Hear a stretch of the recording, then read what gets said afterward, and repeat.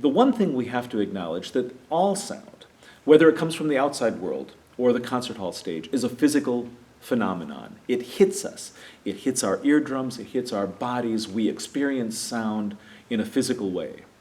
Well, this brings us to percussion, because the percussion instruments, which may be amongst the most physical of all instruments, create a physical trajectory of lifting a stick and letting it fall on an instrument.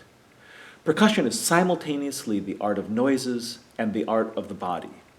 So we've listened to the outside sounds, we've listened to the sounds from the inside the concert hall.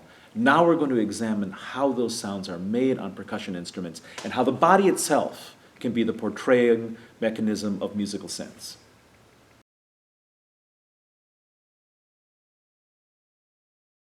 So we had to wait until the middle part of the 20th century before the actual sounds of the outside world could make an appearance on the stage of concert music. And of course, we look back most particularly to John Cage, the great American composer, whose piece 433, for 4 minutes and 33 seconds of whatever sound was happening at that moment, made such an indelible impact on the development of music.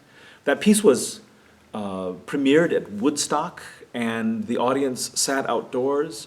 Cage came to the piano, poised his hands as though he were going to play, and then the audience simply listened. And by listening attentively for those 4 minutes and 33 seconds to whatever was happening, an audience essentially converted the sounds of nature to the sounds of music.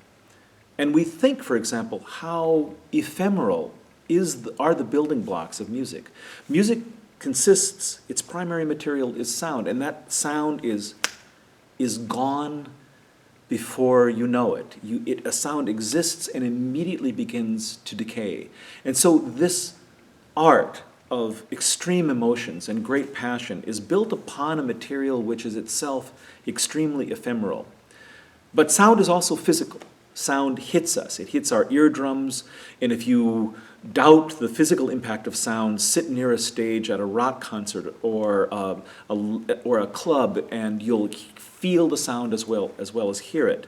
So sound is a physical act, something that happens to us, and as fleeting as it might be, as momentary as a sonic experience could be, it leaves a physical impact on us.